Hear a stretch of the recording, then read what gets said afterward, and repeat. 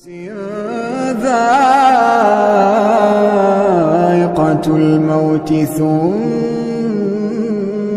إلينا ترجعون والذين آمنوا وعملوا الصالحات لنبوئنهم من الجنة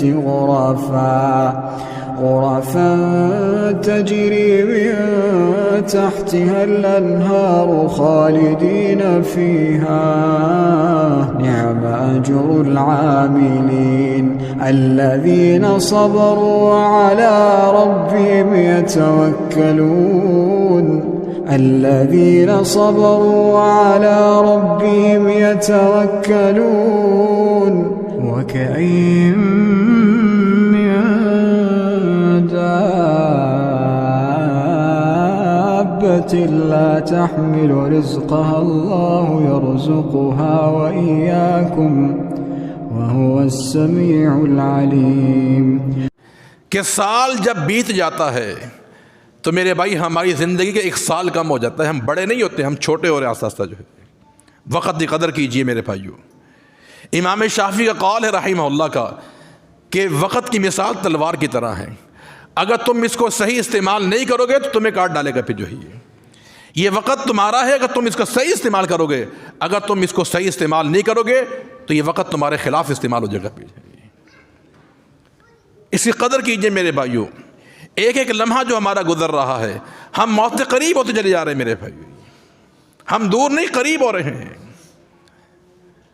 تو آخر میں ہم نصیحت کریں گے نوجوانوں کو نصیحت یہ کریں گے کہ یہ زندگی بڑی مختصر ہے میرے بھائیو، اور اس وقت دنیا کے اندر جو ہے اکثر جو اموات واقع ہو رہی وہ نوجوانوں کی واقع ہو رہی ہے۔ تو لہذا اس زندگی کو، اس جوانی کو آپ غنیمت سمجھیں۔ اللہ کے نبی کے حدیث میں اغتنم خمسا قبل خمس، پانچ چیزوں سے پہلے غنیمت سمجھو، اپنی جوانی کو بڑھاپے سے پہلے غنیمت سمجھو۔ یہ جوانی کی زندگی اگر اس کو اللہ کی عبادات میں صرف کیا جائے تو یہ سعادت کا راستہ میرے بھائیو۔ سبعۃ یظلھم اللہ فی ظلہ یوم لا ظل الا ظلہ، 7 قسم کے نوجوان، 7 قسم کے ایسے افراد ہوں گے کل قیامت کے دن کہ جنہیں اللہ تعالیٰ اپنے عرش کا سایہ عطا فرمائے گا۔ ان میں ایک شخص وہ بھی شاب نشأ فی عبادۃ ربہ، ایسا نوجوان جس کی پوری جوانی جو ہے اللہ کی عبادت میں صرف ہو جائے۔ اس جوانی کو اللہ کی عبادت میں لگائیے میرے بھائیو۔ یہ ایک مختصر ہمارے پاس زندگی موجود ہے۔ جوانی آتی ہے، جب چلی جائے تو پھر واپس نہیں آتی میرے بھائیو۔ زندگی میں انسان کو ایک بار ہی یہ موقع ملتا ہے یہ، اور جوانی میں توبہ کرنا، عبادات کرنا، یہ پیغمبری شیوا میرے بھائیو۔ یوسف علیہ السلام کو جوانی کے اندر جو ہے اس خاتون نے دعوت گناہ دی تھی، لیکن کہا تھا کہ میں اللہ کے پناہ میں آتا ہوں میں۔ تو نوجوانوں کے لیے پیغام یہ ہے کہ اپنی زندگی کو اللہ کے عبادات میں صرف کیجیے، یہ فضولیات میں اور یہ لا یعنی امور کے اندر اپنے زندگی کو صرف نہ کیجیے، ورنہ کل قیامت کے دن انسان کو اس کا حساب و کتاب دینا پڑے گا۔ رسول اللہ صلی اللہ علیہ وسلم کا فرمان ہے کہ لا تزول قدم عبد حتی یسأل عن خمس، جب تک انسان کل قیامت کے دن 5 سوالوں کے جواب نہیں دے گا وہ آگے نہیں بڑھ سکے گا۔ پہلا سوال کیا؟ عن عمرہ، عمر کے بارے میں سوال کیا جائے گا کہ تجھے ہم نے 60 سال دیے، 50 سال دیے، کیا کر کے آئے ہو؟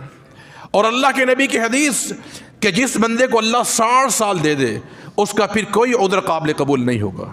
معنی یہ ہے کہ 60 سال کے بعد مرنے والا شخص اللہ کی بارگاہ میں یہ عذر نہیں کرے گا کہ مجھے موقع نہیں ملا ہے، 60 سال تجھے ہم نے دیے ہیں۔ یہ تو عمر کے بارے میں سوال ہوگا کہ عمر کہاں کھپا کے آئے ہو۔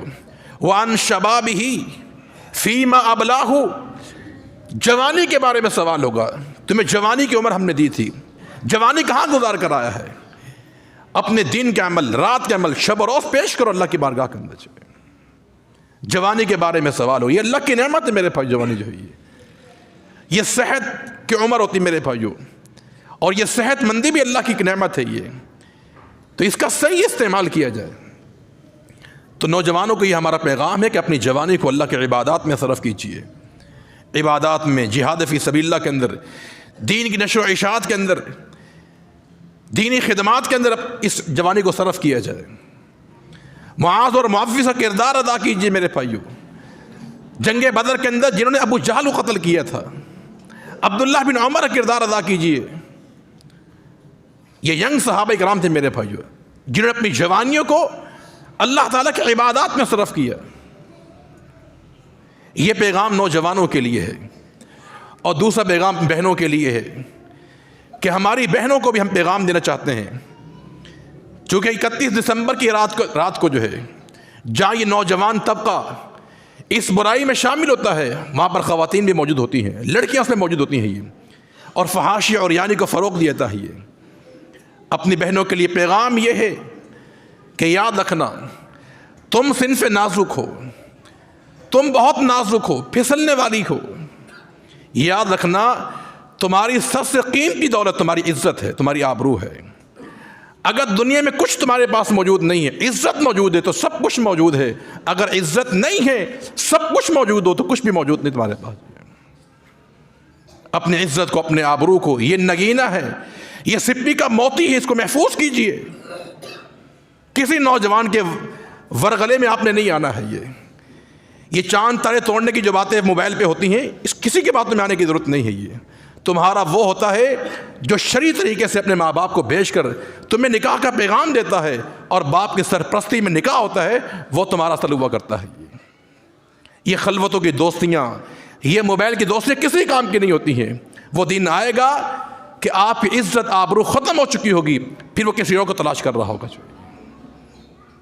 یہ ہماری بہنوں کے لیے پیغام ہے۔ یہ اپنی عزت کو، اپنے آبرو کو، ماں باپ کے وقار کو، بھائی کی عزت کو، بھائی کے فخر کو جو ہے اس کو قبول رکھیے، کسی کے ورگلے میں آنے کی ضرورت نہیں ہے۔ یہ اور تیسرا پیغام ہمارے والدین کے لیے ہے کہ والدین کے لیے پیغام یہ ہے کہ یہ اولاد تمہارے پاس امانت ہے، بیٹا ہو یا بیٹی ہو، یہ تمہارے پاس امانت،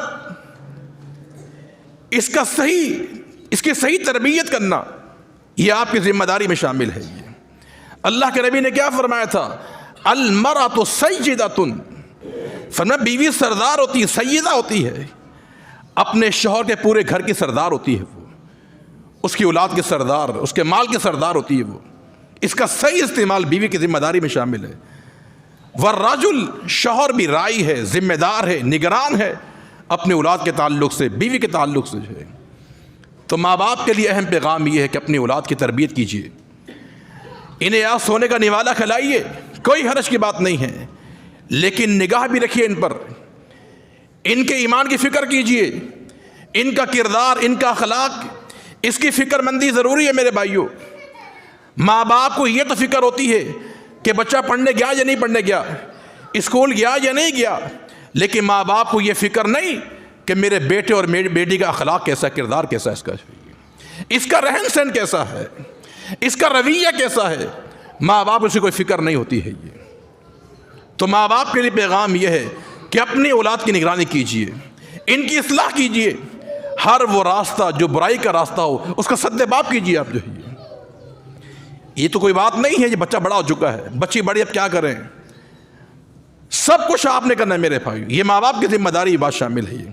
ورنہ رسول اللہ صلی اللہ علیہ وسلم کا فرمان ہے کہ کفا بالمرء اثما ان یضیع من یقوت، کسی بھی انسان کے گنہگار ہونے کے لیے یہ بات کافی ہے کہ جو اس کے ماتحت ہیں وہ ضائع ہو جائیں، ہلاک ہو جائیں۔ ماتحت میں بیوی آتی ہے، بچے آتے ہیں، اور جو اس کے ماتحت ہیں وہ سب ضائع ہو جائیں اور اسے کوئی فکر نہ ہو، فرمایا یہ انسان کے گنہگار ہونے کے لیے کافی ہے۔ جو یہ تو اپنی اولاد، اپنی بیوی، ان کی نگرانی کیجیے، ان کی اصلاح کیجیے۔ یا ایھا الذین آمنوا قوا انفسکم واہلیکم نارا، اے ایمان والو اپنے آپ کو، اپنے گھر والوں کو جہنم کی آگ سے بچاؤ۔ تو لہذا ماں باپ کے لیے یہ اہم پیغام موجود ہے کہ آپ اس کو اپنی ترجیحات میں رکھیں، اولاد کی نگرانی، ان کی تربیت، ان کی ایمانی تربیت، اخلاقی تربیت، اس کی فکر مندی ہونی چاہیے۔ اولاد کا مستقبل بہتر بنے دین کے لحاظ سے، اخلاق کے لحاظ سے، یہ اصل فکر مندی کی بات ہے میرے بھائیو۔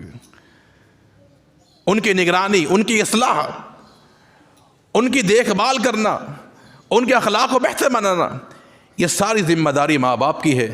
اللہ تعالیٰ ہمیں اس کو سمجھنے کی توفیق عطا فرما دے، اور اپنی ذمہ داریوں سے اللہ تعالیٰ عمل کی توفیق عطا فرما دے۔ جو نوجوانوں کی ذمہ داریاں ہیں، جو لڑکیوں کی ذمہ داریاں، جو ماں باپ کی ذمہ داریاں ہیں، اللہ تعالیٰ ہر ذمہ دار کو اپنی ذمہ داری پوری کرنے کی توفیق عطا فرما دے۔ اللہ تعالیٰ میں ہر قسم غیر مسلم تہواروں سے، ان کے کلچر سے اللہ ہم کو محفوظ فرما دے۔